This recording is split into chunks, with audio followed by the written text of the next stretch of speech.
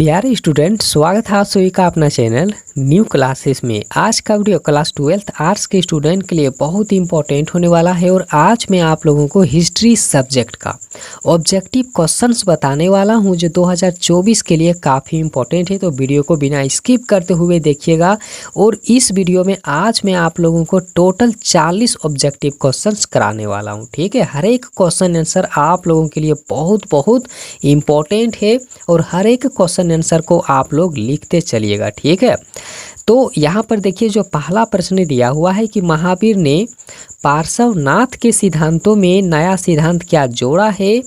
तो ब्रह्मचर्य का जो सिद्धांत है इसी सिद्धांत को जोड़ा गया था पार्श्वनाथ के सिद्धांतों के अनुसार में। ठीक है, तो आप लोग हर एक क्वेश्चन आंसर को अच्छे से याद करते रहिए और अच्छे से लिखते रहिए, क्योंकि अभी आप लोगों का जो एग्ज़ाम है कम से कम 3-4 महीना तो खूब ही बचा है। तो आप लोग अच्छे से एकदम लिख करके अच्छे से याद करके रख लें, क्योंकि हर एक क्वेश्चन आंसर काफ़ी इम्पोर्टेंट है आप सभी के लिए। अगला प्रश्न है कि आर्यों की सभ्यता किस नाम से जानी जाती है। तो आप लोग याद रखिएगा, आर्य की जो सभ्यता है उसे वैदिक सभ्यता के नाम से भी जाना जाता है। ये काफ़ी इम्पोर्टेंट है। अगला प्रश्न है कि आर्यों का सबसे प्रमुख पशु कौन था। तो आर्य समाज के जो सबसे प्रमुख पशु है वो गाय होगा।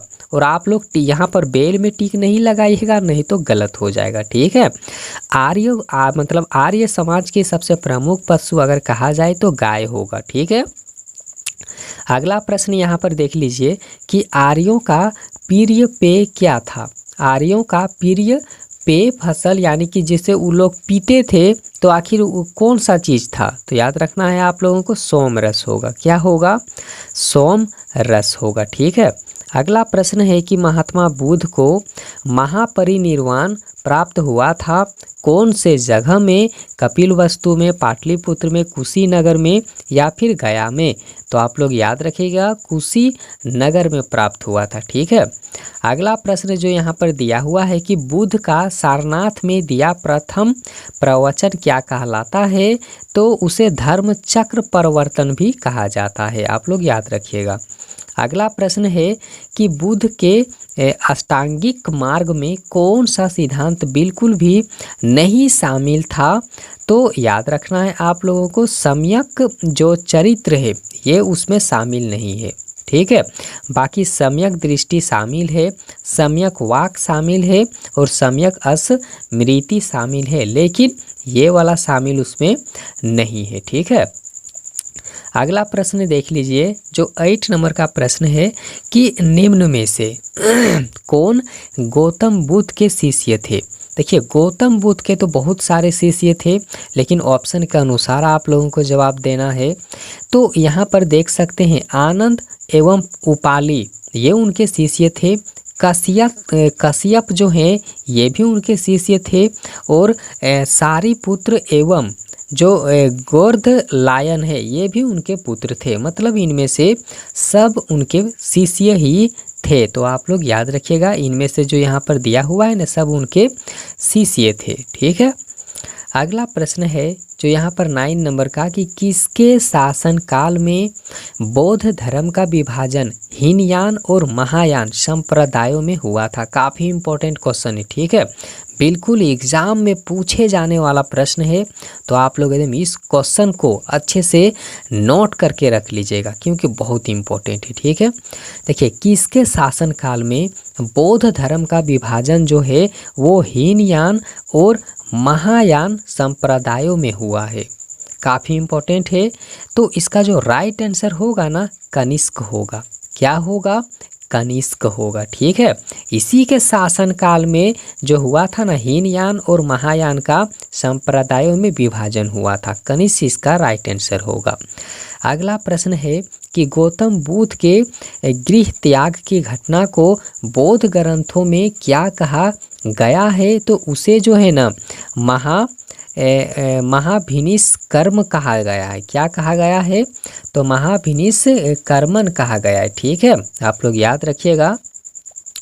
अगला जो प्रश्न है कि गौतम बुद्ध ने बौद्ध संघ की स्थापना कहाँ किया था। काफ़ी इम्पोर्टेंट है, बनारस, सारनाथ, राजगिरी में या चंपा में। ठीक है, मतलब चंपारण में। तो देखिए गौतम बुद्ध ने बौद्ध संघ की स्थापना कहाँ की है, तो याद रखिएगा सारनाथ में। कहाँ पर? सारनाथ में इसका राइट आंसर होगा।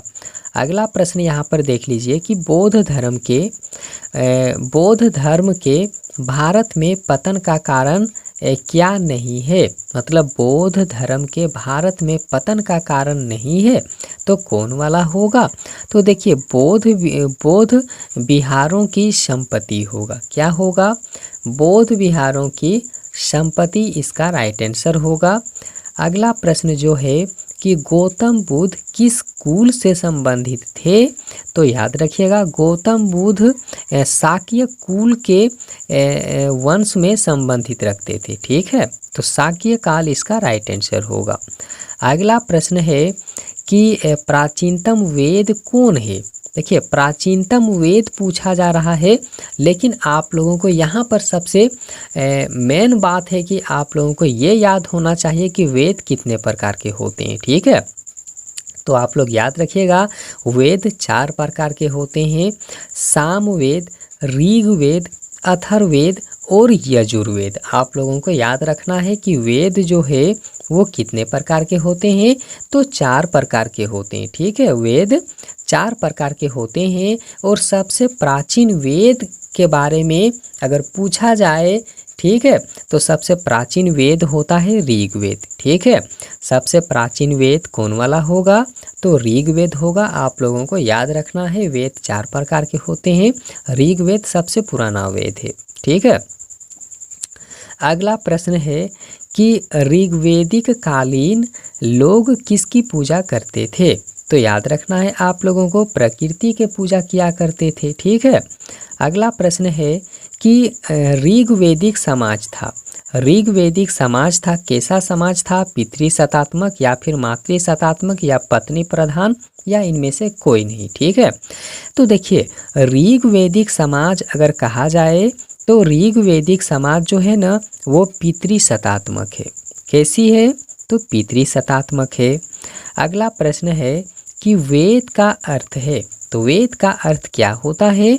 ज्ञान होता है। वेद का अर्थ क्या होता है? ज्ञान होता है। आप लोग याद रखिए, बहुत इम्पोर्टेंट है। अगला प्रश्न है कि ऋग्वेद के पुरुष सूक्त में सर्वप्रथम किस वर्ण का उल्लेख मिलता है? काफ़ी इम्पोर्टेंट है।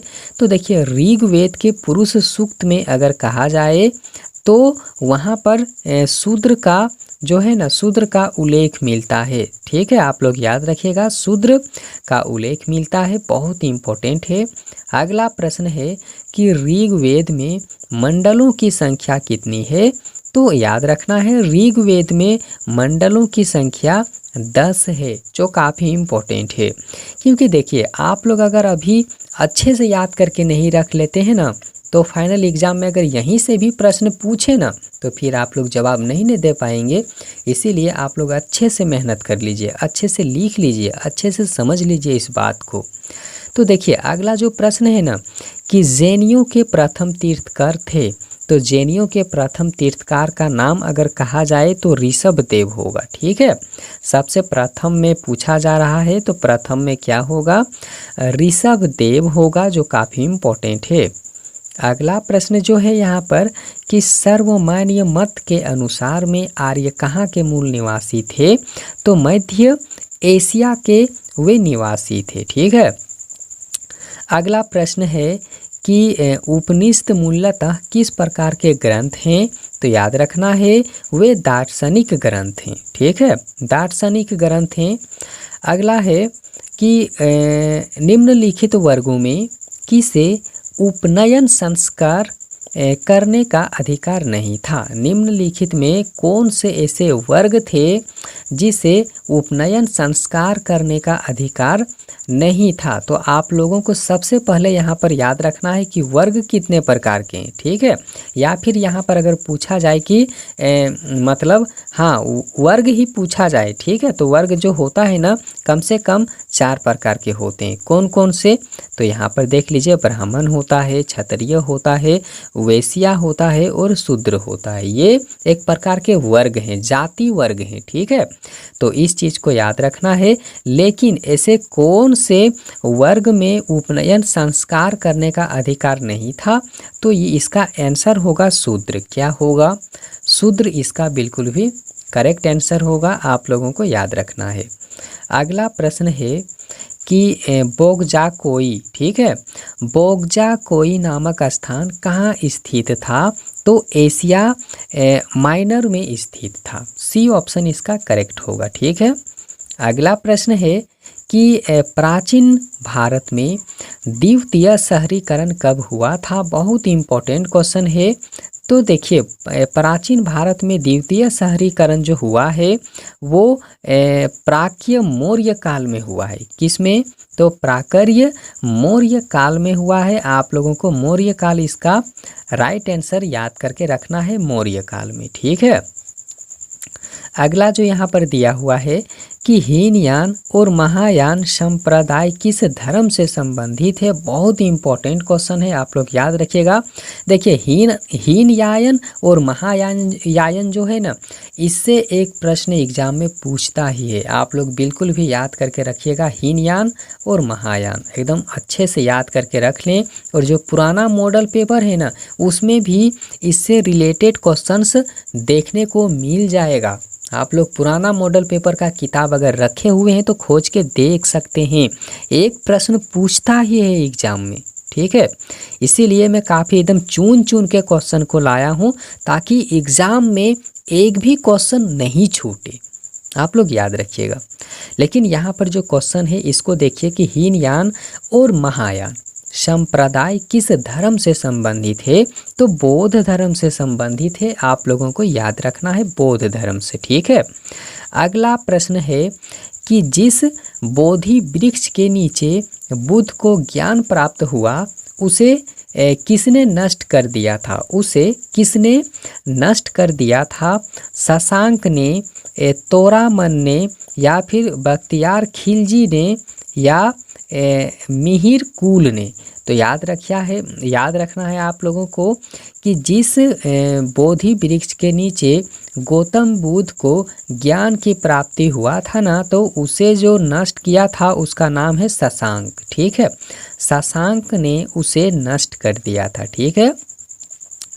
अगला प्रश्न है कि धर्म चक्र परिवर्तन क्या है?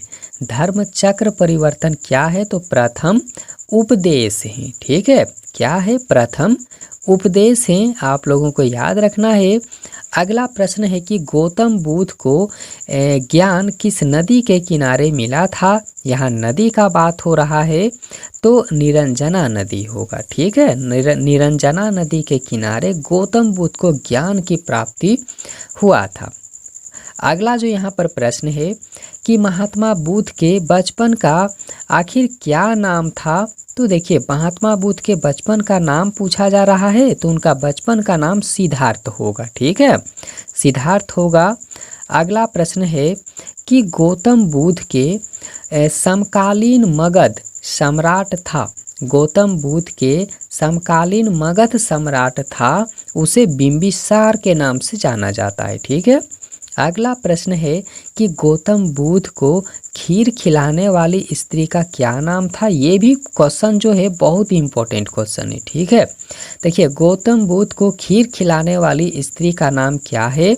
देखिए, अम्बापाली है, सालवती है, गौतमी है, सुजाता है। तो याद रखना है, गौतम बुद्ध को खीर किसने खिलाई है? तो उनका नाम होगा सुजाता, ठीक है, सुजाता ने। अगला प्रश्न है कि चौथी बौद्ध परिषद किस शासक के काल में हुई थी? तो याद रखना है, कनिष्क के काल में हुआ था। अगला प्रश्न है कि द्वितीय बौद्ध संगति का आयोजन कहाँ हुआ था?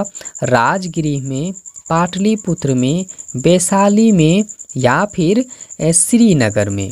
तो याद रखना है आप लोगों को कि द्वितीय बौद्ध संगति का आयोजन कहाँ पर हुआ है, तो वैशाली में हुआ है। कहाँ पर? वैशाली में हुआ है, आप लोगों को याद रखना है। अगला प्रश्न यहाँ पर है 35 नंबर का कि चतुर्थ बौद्ध संगति का आयोजन कहाँ हुआ है? कहाँ पर हुआ था चतुर्थ बौद्ध संगति का आयोजन?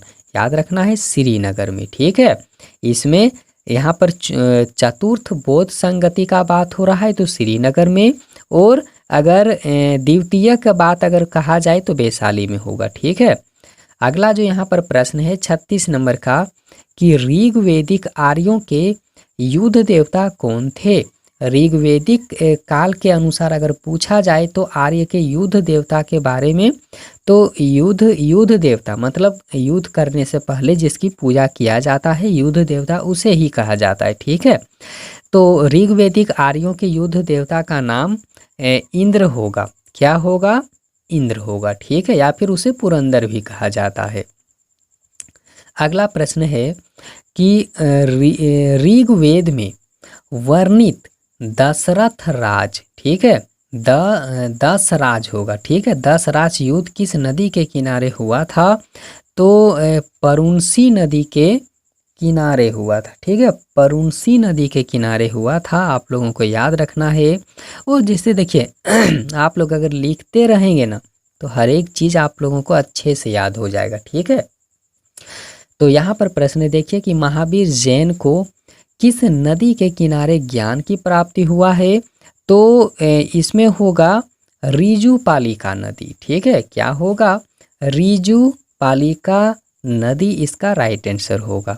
अगला प्रश्न देखिए, किस वंश ने बौद्ध धर्म को संरक्षण प्रदान किया है? तो इंडो ग्रीक होगा। क्या होगा? इंडो ग्रीक होगा। और देखिए यह बिल्कुल भी इस वीडियो का अंतिम क्वेश्चन है। अगर इतना दूर तक आप लोग देखते आए हैं तो आप लोगों को एग्ज़ाम में कम से कम याद रखना है, इस वीडियो से कम 7 अंक आप लोगों को ज़रूर मिलेगा। ठीक है, 7 अंक आप लोगों को ज़रूर मिलेगा। एकदम बिल्कुल भी अच्छे से याद करके रख लें।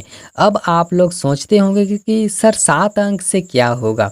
तो बाबू आप लोग याद रखिएगा, एक एक अंक ना काफ़ी इम्पोर्टेंट होता है एग्ज़ाम में। ठीक है, तो 7 अंक आप लोगों को इस वीडियो से मिलने वाला है। तो यहाँ पर देखिए जो अंतिम क्वेश्चन है कि सांची का स्तूप मूलतः किस मौर्य शासक ने बनवाया है? तो याद रखना है अशोक ने बनवाया है, सम्राट अशोक ने बनवाया है। ठीक है, तो ये था आप लोगों के लिए इम्पोर्टेंट क्वेश्चन, और इसके बाद में भी काफ़ी सारा जो क्वेश्चन का वीडियो है वो मिलता रहेगा। ठीक है, और अगर इस वीडियो का जो यहाँ पर क्वेश्चन है इसका अगर PDF चाहिए आप लोगों को, तो आप लोग कमेंट सेक्शन में कमेंट कीजिए, हम उसका जो है PDF आप लोगों को प्रोवाइड करा देंगे। ठीक है, तो वीडियो कैसा लगा आप लोगों को? वीडियो को लाइक करिए, अपने दोस्तों के पास में ज़रूर शेयर करें, और वीडियो देखने के लिए बहुत बहुत धन्यवाद।